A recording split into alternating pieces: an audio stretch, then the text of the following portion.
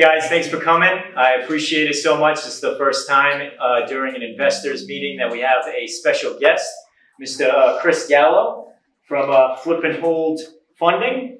He's a hard money lender, and he's going to be going through a little slideshow for new borrowers. So, Chris, I'm going to let you take the floor and start off. We're going to start going through some of these slides, and as we move along, I'm going to probably maybe just stop you and ask a couple questions here and there. Please do. Thanks, everyone. Great to be here. Nice to meet everyone. So, Flip and Hold Funding. We're a boutique hard money lender, private lender. We provide short-term capital for real estate deals. We do buy, fix, and flip, buy, fix, and hold. We're actually, very seasoned real estate investors ourselves, so there's really not a lot that we haven't done.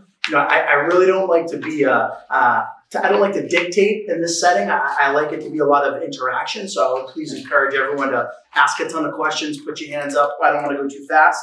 But when Dave and Matt asked me to come down, it was actually my idea to come down and check out their this awesome office that I haven't seen. These guys are crushing it. They've been borrowers of mine for a while. And we just thought it'd be nice to kind of have a conversation with this group. So does everyone know, just by show of hands, when I say hard or private money, do you know what that means? Have you heard that expression before? Yeah. How many people have used hard or private money? By show of hands. 1, 2, 3, 4, private. Okay, good. 5, great. So essentially this is, it's short-term money just to be used as cash to finance real estate deals, right? Our money, F&H, that's Flip and Hold, our money is a combination of our personal capital, owner investment capital, and private institutional funds. So just like you people that raised your hand and said, you've used private money, well, I also have investors, just like you. So I have investors that we've built up over the years, because I am an investor. I buy real estate. I flip houses. I owned, at the peak, I was talking to Dave and Matt before about the number of units that they owned. We happen to be selling a lot of our units now in our portfolio for many reasons that we can get into later. But at our peak, we owned 92 buildings. We had 500 units. We had a full, obviously we had a property management company. We had 5 full-time maintenance guys. I had 5 full-time flip crews, in-house property manager, in-house accounting manager, in-house maintenance manager, super on the job. So we had a full staff. Man. So you have to. Yeah, you have to. 92 buildings. 92 buildings at our peak, 500 and something units. Nice. In addition, though, we've done, 350 flips. This is all since I bought my first piece of real estate in 2005. So that's what they call your capital stack. What's your capital stack? That's a fancy term. Is how does your money, where's your money come from? I just told you. Our typical terms, they're 3 to 12 months. Interest only. We can go 12 plus months as needed. But the way we tell people is if you're not in and out of a hard money loan in 12 months-ish, it starts getting dangerous. Because the hard money loan will start adding on points to renew. It starts getting very expensive. And the whole purpose of hard money is short-term capital to be used as bridge funding, as Matt said, or again, buy, fix, and flip, or buy, fix, and hold, and then refinance me or the other private lender out with a traditional bank. Like, who's big down here? Bank 5, Baycoast, Taunton Federal, my boy Gary. So, yeah, we know all those guys too. And we always say this, we're not a bank, therefore we can lend when banks say no. And hint, hint, wink, wink, banks say no a lot for various reasons that we'll get into. All right? So just like a bank, though, we're in first position. We hold a note and we give you, the borrower, what's called a mortgage. Stop. Any questions, concerns, comments? No, real clean. Yeah. All right. So next slide. Why use hard money or private money, right? Less deposit money required per deal. If you've done a commercial real estate deal with a bank lately, you know they want you to put down minimally 25%. Is that a fair statement? My borrowers put down 10% of the purchase price, and I typically fund 100% of the rent. So right there, it's a huge difference. Okay? Loan to value, meaning how much money a bank will lend you based on the value. Banks will only go up to 65%-ish in this current environment. I'll go to 75 plus for our more established borrowers. Does that make sense? Yeah, this is real good, just even for your clients as well. Like if you're not in a position to go do a flip or buy or acquire property, then you can help your clients use this type of money to go and buy and acquire for themselves, it leads to more transactions for you guys for sure. So I don't mean to cut you off. No, pay attention to this slide a lot. Everything on this slide is gold. When I first got started, this is what I was doing to do a lot of transactions to make money so I could go and do a deal on my own. And Dave, that's a great point. I was going to touch on that, but no, but that's awesome. Like what I say to people is, so you can refer, if we're a real estate agency, I'm a broker as well, we're all real estate agents. So yes, we're into earning commissions. That's very important. But what I like to do is I like to be my own best customer. So I like to make my own business for my own, I like to create my own listings. So you can go out and find, 20 new buyers or sellers tomorrow, and that's fantastic. But you could also do 5 deals at the same time and bring 5 new listings for yourself. Does that make sense? Be your own customer, right? You have the knowledge, you're in the game, you have good resources here, right? Yes. So why wouldn't you want to do that? Make extra money on the side. So we talked about loan to value, less money out of pocket, take advantage of value add deals, and then use the value add as equity in each deal. I'll touch on that a little bit more moving forward. Much cheaper than having a 50% business partner. So there's a very common transaction with real estate is, hey man, you find the deal and I'll do the money. I'll give you all the cash. You find the deal, we'll partner up 50-50, we'll split the profit, right? Well, guess what? I don't like giving up 50% of my profit. So if you can partner with good private or hard money lenders, you don't need to do that. Because the cost of the hard money is a lot less than 50% of the profit on the deal. Does that make sense? Almost all the time. It usually comes out to be like 20-25%. And that's heavy. Yeah. My numbers for hard money on my average deals, they're about, I'd say 10 to 15% of the loan amount. Right, exactly. Yep. So we should talk about that guy. I'm just kidding. Remember, have you ever heard the expression, other people's money? Always better to use other people's money. Keep your cash for down payments, reserves, emergency situations so you can scale. I met this guy the other day and he told me, I don't need hard money lenders. I saved up 100 grand and I bought this building cash. I go, how much is the building? 100 grand. I go, well, now you have no money. How are you going to fix it up? How are you going to find another deal, right? You always use other people's money. And you keep your money for overages, down payments, because stuff happens in every real estate transaction. All 350 flips I've ever done, and ask Matt and Dave, I've never once had one that didn't go according to plan. Something gets screwed up, right? Money, it goes over, right? So anyway, does it tie up your home equity line of credit, you losing family relationships?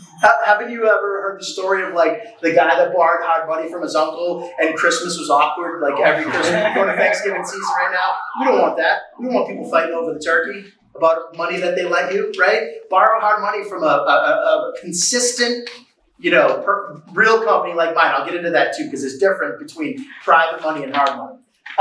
Quick closings. Listen, I'm doing a deal right now where one of my borrowers is paying me off using, I don't want to say the bank because we're on film, using a local bank, okay? And this dude has been waiting for an appraisal for 45 days. I close loans in 2 weeks, 3 weeks. And this guy, he's taking him 60 days to close a loan, refining on me. Like, this is a riot. Like, that in itself is why you should use hard money on most every deal that you can. Because we can close fast. I appraise the deal. I underwrite the deal. You're dealing with me. You're not dealing with a loan officer, a loan coordinator, his boss, the appraiser. No, you're dealing with one-stop shop, flip and hold funding. Chris Gallo, okay?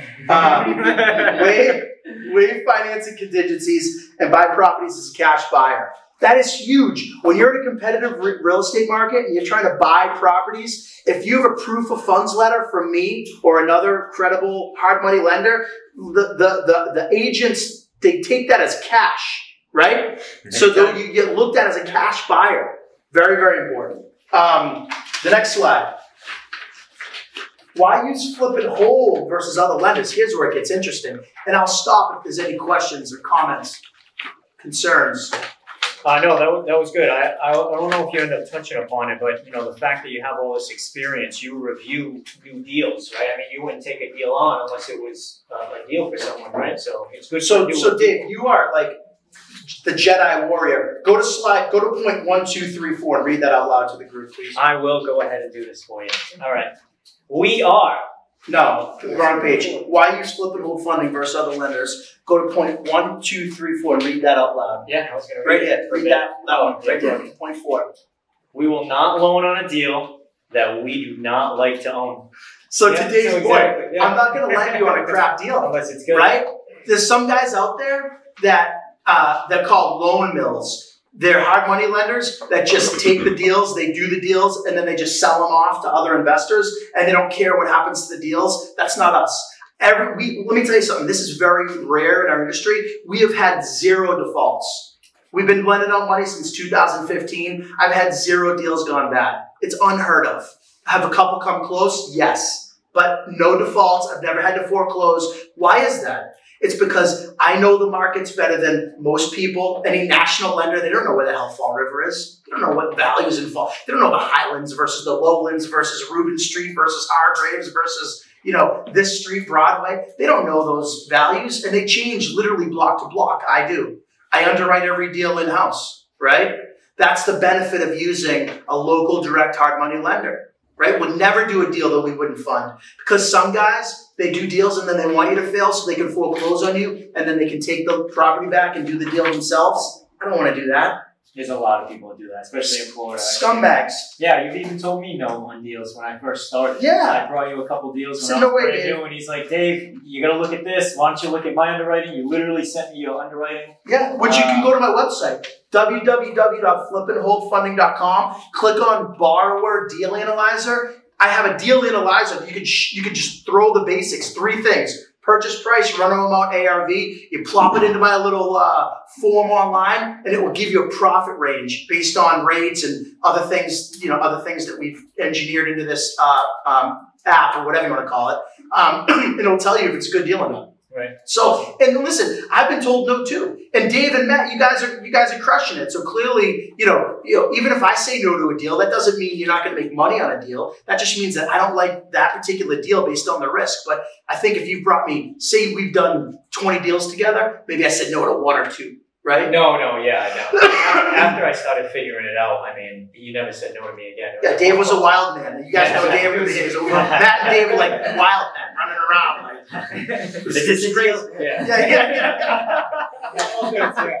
Yeah. No, we've done millions in loans. You guys are awesome. You're doing great. So why use us? We're local investors just like you. We have the reputation, experience, and track record. We know the markets better than anyone else, getting you the most capital for your deals. We offer value-add services, leads on deals, deal analysis, sub-referrals, right? We've seen everything. You get in trouble with the building department? I know the guy, Glenn Hathaway. I've been here. We've done it. We've had issues too. So it's good to have a relationship. Like my Rolodex becomes your Rolodex as my borrowers, as our borrowers, and that's important. We're local, not national. As I said, we can act fast, no third parties. Okay? We're not always the cheapest person out there, but we're the most consistent. If I told you that, there's a lender, national lender, even a local lender, a private lender that might be a little bit cheaper, but they only have access to $400,000, they can do 1 or 2 deals, then they're going to leave you hanging. That's not me. I can show up. My borrowers, they all have lines of credit of like $1 million to $3 million to $4 million each.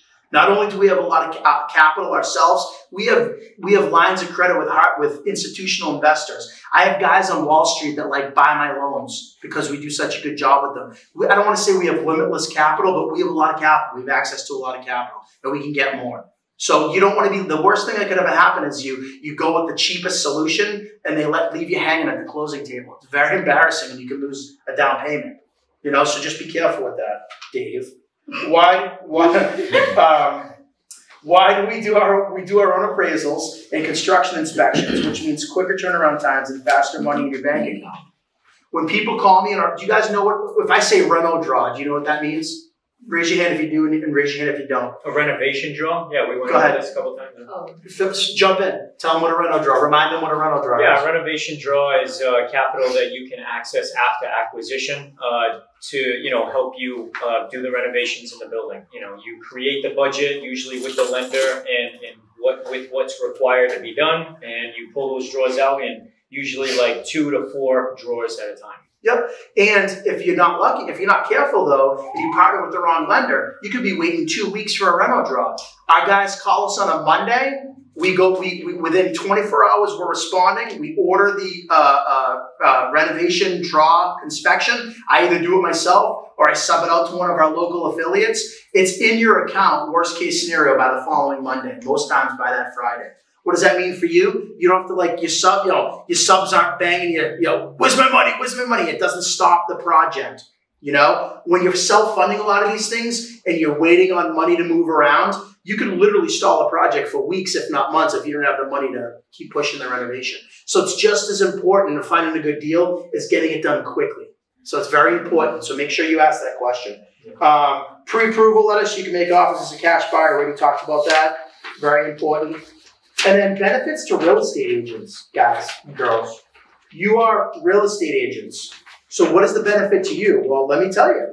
Access for you and your buyers to a new source of capital, which means new deals for you, right? So now everyone has investor clients, right? Every real estate agent that I know has investor clients that are always looking for deals. If you now become the expert and say, well, not only can I find you a deal, I can actually find you the guy that will fund the deal. Now you control the whole relationship. Now they come to you saying, hey, can you find me the deal? All right, now you found me the borrower. You're going to get the listing right back on the back end, so now you make a double commission. That's the best. Right? Always the best. I show them that all the time. You got to make double commissions. You got to make triple commissions, right? Have them list their house, right, on the sales side, help them buy a house on the buy side, and then help them buy a piece of investment property on the buy side, then list that on the flip side. There's 4 commissions from one borrower. Who's better than you? Right? And we can help you do that with hard money because now you're controlling the relationship. You're not saying like, hey, I found you the flip project, but oh yeah, call Joey Bag of Donuts. He's going to do the lending for you. Then you potentially lose that relationship and you don't get it back. You're not controlling the situation. As an agent, you want to control the situation, correct? Right? Ways, want to get in the flip and hold business? Hello? Now it's simple. Generate your own listings by doing your own flips and holds. Remember, be your own best customer. You're having a slow month with listings? Go find a deal. Do it yourself. List it. Right? You're a real estate agent. You have